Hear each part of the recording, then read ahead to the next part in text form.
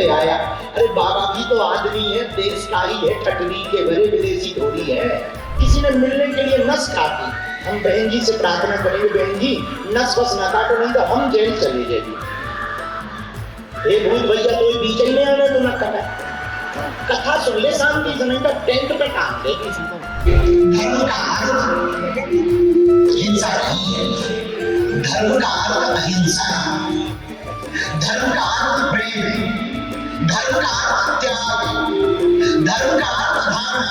जान लेना धर्म नहीं है, कथा सुन लेना धर्म नहीं है। और हम भारत के हिंदुओं से प्रार्थना करेंगे, एक बात ध्यान रखना, रात के 12 बजे कोई चाय बांट रहा था, कोई शॉल बांट रहा था, तो कोई कंबल बांट रहा था। ये इस भिलाई दुर्ग का सामूहिक आयोजन था और इस आयोजन में आप सबका जो साथ मिला है, मैं आप सब लोगों को कोटि कोटि धन्यवाद करती हूँ। हम ये बात कहना चाहते, हम हिंदू मुसलमान या हिंदू ईसाई नहीं करते, हमारा काम सिर्फ इतना है, हमारे हिंदुओं का धर्मांतरण छत्तीसगढ़ में रुक जाए। अभूतपूर्व था, हम भिलाई फिर से आएंगे। हमारे अति प्रिय, जिनके पिताजी भी हमारे गुरु भाई लगते हैं, ऐसे श्री राकेश पांडे जी, बहन सरोज पांडे, कल हम इनके घर गए। हम एक बात से बड़े चौंके, ये बात हमें कहनी नहीं चाहिए पर हमारा मन नहीं मान रहा। हम जब कल रात को घर गए, पिताजी का चित्र रखा था, पांडे जी का पूरा परिवार, राकेश भैया का पूरा परिवार प्रसाद बना रहा था, बहन स्वयं प्रसाद बना रही थी, सरोज बहन, सब लोग प्रसाद पवा रहे थे हमको। हमने इतनी सरलता, हमने जाना है सरोज बहन के बारे में, देश जानता है, कौन नहीं जानता। इनकी महिला माताओं के लिए सेवा, छत्तीसगढ़ के लिए सेवा, भिलाई के लिए सेवा, मेयर भी रही, एमएलए भी रही और राज्यसभा सांसद भी रही और अभी हमारे भैया राकेश पांडे जी तो खादी ग्राम उद्योग के मंत्री भी हैं। लेकिन इतनी सरलता, एकदम सात्विकता, एकदम वही पुरानी स्टाइल का मकान, कोई हप्पड़ नहीं, लगा ही नहीं कि हम किसी नेता के घर गए, ऐसा लगा कोई बहुत अच्छे भगत साधु के घर पर हम पहुंचे। कोई भीड़, कोई बहुत आडंबर नहीं, वही पुराना मकान, वही पुराने जैसा रहन सहन, वही सहजता। हम देखकर हमने कहा बताओ तो, कोई इतने पदों पे रहे तो वो बंगले बनवा लेता, देश की तो छोड़ो विदेशों में मकान धर लेता। अद्भुत है सरलता, हमें ये देखकर बहुत अच्छा लगा। भैया ऐसे लोग जब राजनीति में रहते हैं ना, तो उस क्षेत्र का भी विकास होता है और देश का भी विकास होता है। ये बात हम अतिशयोक्ति में नहीं कह रहे, इसलिए नहीं कह रहे कि ये हमारी कथा करवा रहे। देखो हम भैया, हमारी एक आदत है, हम किसी को बहुत ज्यादा मक्खन लगाते नहीं है, न किसी को बहुत ज्यादा। जजमान बन गया तो हम एक आध बार जजमान का नाम ले लेते बस, क्योंकि जजमान बने हो पर बनाया तो भगवान ने है ना। लेकिन हमको ना बड़ी अभूतपूर्व जो समर्पण, जो माताओं के लिए, बहन सरोज जो माताओं के लिए जागृति का कार्य कर रही, जो बार बार उन्हीं के प्रति सोचना, सच कहें हमको तो बहुत प्रसन्नता हुई छत्तीसगढ़ आकर के, भिलाई आकर के। आज छत्तीसगढ़ के पार्टी के प्रदेश अध्यक्ष श्री रणदेव जी भी हैं राजपीठ से, और जो हमें लेके आए थे, अब वो पहुंचाएंगे हमें वापस के नहीं पहुंचाएंगे ये पता नहीं है, पर जो हमें लेके आए थे ना अपनी चील गाड़ी पे, एक बहुत अद्भुत संत हुए अपने छत्तीसगढ़ में। हमने पहले ही दिन उनके बारे में कहा, अद्भुत महात्मा जिन्होंने अद्भुत नारा दिया, जो पाखंडवाद के खिलाफ, अंधविश्वास के खिलाफ, अनेकता के खिलाफ थे, जो एकता चाहते थे, जो मानव प्रेम चाहते थे, जिन्होंने नारा दिया मन के एक समान। उनका पर्व चल रहा गुरु घासीदास बाबा का। आज कथा की जो विश्राम की आरती होगी ना, उनकी ही आरती होगी। उनकी परंपरा में आप उनकी गद्दी पर हैं, छठवीं पीढ़ी पर हैं, वो भी बैठे, अब पता नहीं ये हमें वापस पहुंचाएंगे कि नहीं, बल्कि लेके यही आए थे। तो बहुत लोग हमारे आने पे सवाल उठा रहे, सच ये है कि असली गुनहगार लाने वाला, हम तो आने वाले हैं। हमारे ऊपर बहुत से लोग प्रश्न उठा रहे, बाबा इस हवाई जहाज पे आया, उस पे आया। अरे बाबा भी तो आदमी है, देश का ही है, ठटरी के भरे विदेशी थोड़ी है। और देशद्रोही चिलगाड़ी में घूम सकते हैं, देश में लूटने वाले घूम सकते हैं, सनातन जगाने वाला, कैंसर हॉस्पिटल बनाने वाला, बेटियों का विवाह करवाने वाला, नशा छुड़वाने वाला आदमी हवाई जहाज पे चढ़ने का अधिकारी नहीं है। गजब की बुद्धि पाई ठटरी के बारे में, अद्भुत बुद्धि है तेरी मूसर चंदा। अब हम ज्यादा कहेंगे तो लोग फिर कंट्रोवर्सी करेंगे, मीडिया वाले तो फिर कहेंगे बाबा ने फिर कह दिया। हम सच बोले, किसी से हमारी बुराई नहीं, वो भी अच्छे हैं जो हमारे लिए बोल रहे, हम उनको धन्यवाद दे रहे हैं। भगवान जिसको जैसी मति देता ना वैसे ही बोलता है। और हम अपने चेलों से भी कहेंगे, आप लोग भी किसी को प्रतिक्रिया मत दो ना, अब उनको क्या प्रतिक्रिया देना, भगवान सबको प्रतिक्रिया देता है। जिन भगवान के भरोसे हैं वो हनुमान जी प्रतिक्रिया देंगे। हम लोगों को क्या प्रतिक्रिया, हमारा कोई बुराई करे ना, आप लोग तनाव में मत रहा करो, ना टेंशन लिया करो, ना गाली गलौज किया करो, ना ना ना ना, सोने के पहले उसका नाम लेके सेम टू यू बोल दिया करो, बस मुस्कुराया करो। भगवान जाने, हम लोग हनुमान जी के भगत हैं ना।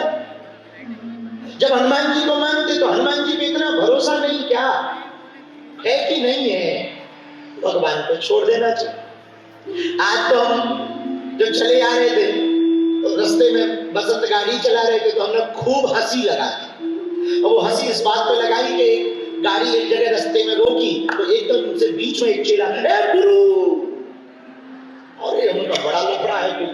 तो हमने बसंत को कहा भैया रोक रोक रोक। अब एकदम से ब्रेक लगा तो आगे पीछे वाली गाड़ी भी दनादन।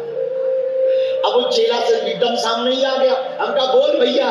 बोला गुरु ये कार्ड पकड़ो, ये पढ़ लेना चिट्ठी। हम कहा पढ़ लेंगे।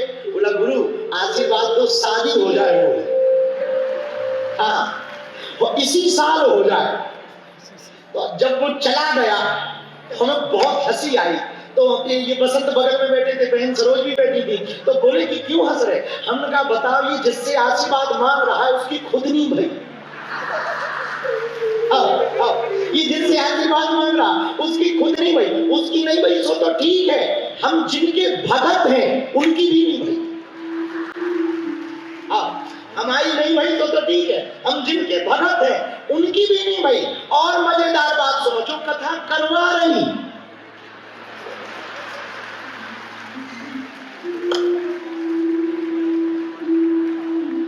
कहा गई बहना बुरा न मान जाए, अब मान जाए तो क्या हुआ, अपने तो आज अंतिम दिन है, खुद उड़ जाएंगे।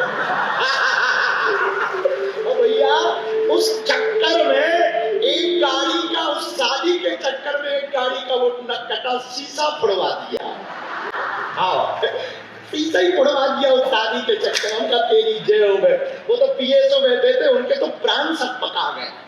तो हुआ क्या गाड़ी में, अरे हमने भैया कोई दिक्कत नहीं हुई है, वो शादी वाला मैटर चल रहा है, ये कुशल बनाओ, तुम्हारा तो शीशा टूटा, उसका ब्याह नहीं होगा तो दिल ही टूट जाएगा।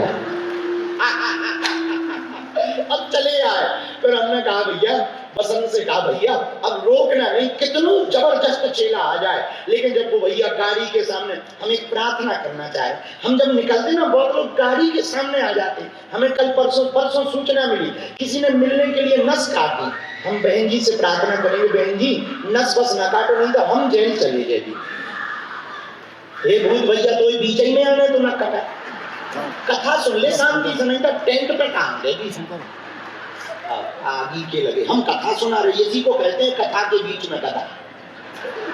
हम बढ़िया भागवत सुना रहे हैं, बता हनुमान जी की कथा सुना रहे, वो भूत चलो भैया शांति रह, भूत पिशाच में डट नहीं आवे, महावीर जब नाम सुना शांति रह। आज वैसे भी इनका दरबार लगना ना तो पहले से ही प्लानिंग कर रहे हैं। हाँ, तो हम एक प्रार्थना 2-3 बातें बोल दे फिर कथा शुरू करें।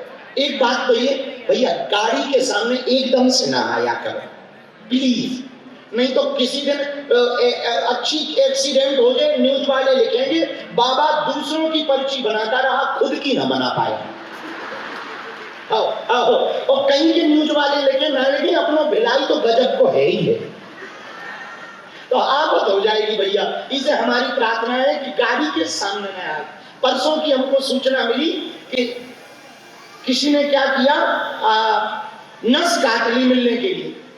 बहन जी कृपा करो हम पे, वैसे ही हमारी ऊपर दुश्मन लगे ही रहा है, धर्म विरोधी लगे ही रहा है कि नस बस काट के कछु आफत कर दे हो, हमें मुसीबत हो जाए, फांसी हो जाए, इन्हीं चक्कर में हमारा ब्याह नहीं हो रहा। तो हमारी प्रार्थना है मिलने के नाम पर आप ये नस बस मत काटो, आपको हमसे क्या मिलना है तो हम तो जिनके भगत हैं, हम अपनी पूजा करवाने के लिए थोड़ी आए हैं, हम हनुमान जी की पूजा करवाने आए, अपने से जोड़ने नहीं आए, हनुमान जी से जोड़ने आए। उनके चरण पकड़ो, वक्ता को नहीं पकड़ना चाहिए, वक्ता के वक्तव्य को पकड़ना चाहिए। गुरु ज्ञान को पकड़ो, गुरु को मत पकड़ो, गुरु के ज्ञान को पकड़ो, उस पर जियो तो जीवन परिवर्तित होगा। हनुमान चालीसा पढ़ने वाला भर धार्मिक नहीं होता, हनुमान चालीसा पे जीने वाला धार्मिक होता है। पढ़ता तो साउंड भी है, तो क्या उसे मुक्ति मिलती है ना? हनुमान चालीसा में जीने वाला धार्मिक होता है। पढ़ना विषय अलग है, जीना विषय अलग है, जियो। इसलिए हमारी प्रार्थना है ऐसे उपद्रव ना किया करें कि नस बस काटो, ये हमारी यहाँ जो। और गाड़ी के सामने तो बिल्कुल न आओ, नहीं तो हमारी आफत हो जाए। माता जगत जननी हरो, हे प्रभु आज की चर्चा लेट हो गए थोड़े से, आज विराम का दिन है, सामूहिक अर्जी भी लगानी है, हनुमान चालीसा पर कथा सुना रहे हैं। आज की चर्चा को हम लोग प्रेम पूर्वक सुना रहे हैं। बेचारी हिंदुओं का धर्मांतरण करवा, अगर तो भला हो हिंदुओं का, भला हो काम के वालों का, और उन्होंने ऐसी बिगुल बजाई कि यदि तुम्हें दूसरे अच्छे लगते हैं ना, दूसरे मजहब वाले, तो तुम यहाँ बढ़ोगे नहीं, उनके देश में जाके बढ़ो, यहाँ ना करोगे दूसरे देश में। लेकिन कई लोगों पे लाठियां चली, हिंदुत्ववादी विचारधारा, पता नहीं क्यों हिंदुत्व से लोग इतना जलते हैं। हम कोई भी बात बोलते तुरंत कहते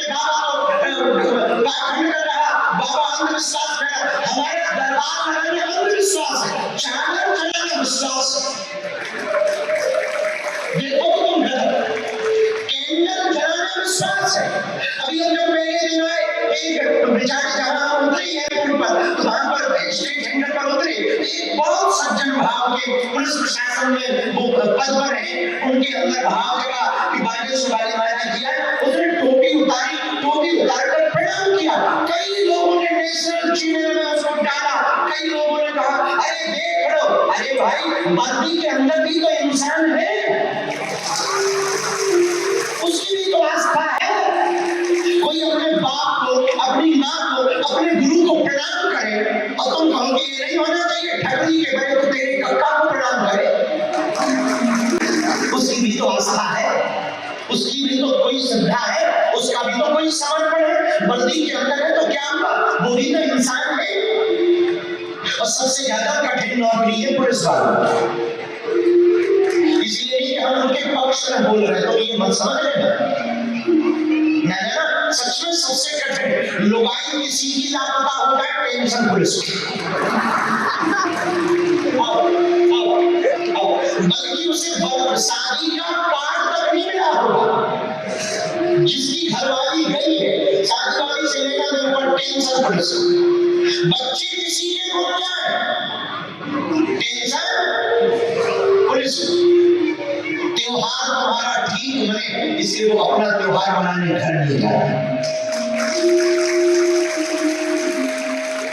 तुम्हारा नेता चुनाव जीते इसलिए वो अपने दिल को हार कर तुम्हारे नेता की रैली में ड्यूटी करने आ जाते हैं।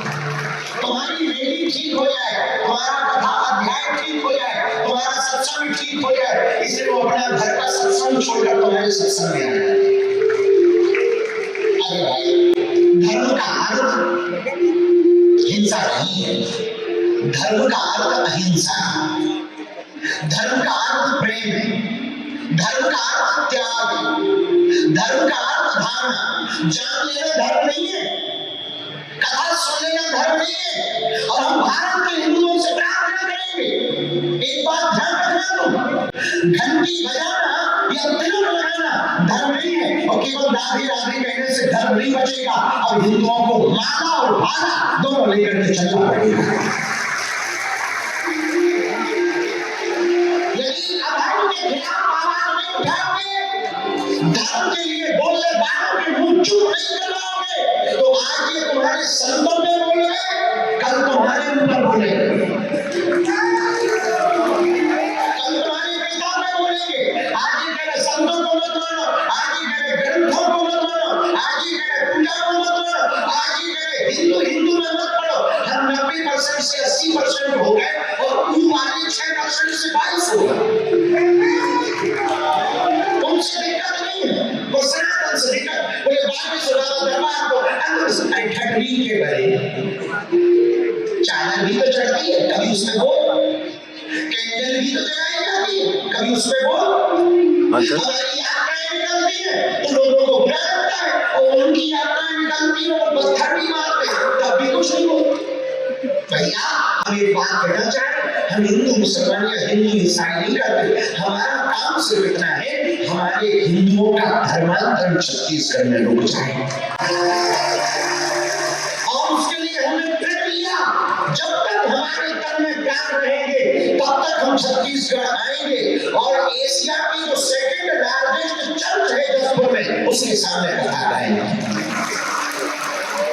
उनके विरोध में नहीं, हम उनको भी बुलाएंगे कि बेटा तुम भी आ जाओ, क्या दिक्कत।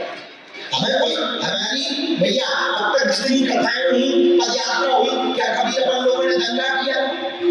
जरा बोलो, इतनी बड़ी दिल्ली से वृंदावन की पदयात्रा हुई, तुमने सिंगल न्यूज पढ़ी ना कहीं हमने पथराव करवाई? हम भैया इस देश में दंगा नहीं गंगा चाहते हैं, हम इस देश में शांति चाहते हैं। मेरे प्रिय धर्म का अर्थ धारणा। एक बात और, धर्म का अर्थ केवल पूजा पाठ नहीं है, धर्म का अर्थ है अधर्म के खिलाफ आवाज उठाना, धर्म का अर्थ है दीनों पर दया करना। हमारे सभी कार्यकर्ताओं ने, सेवा समर्पण समिति के सदस्यों ने इस बात का प्रयास किया कि इस कथा में जो व्यवस्थाएं हो बेहतर से बेहतर कर सके। लेकिन मैं आज इस मंच से आप सबसे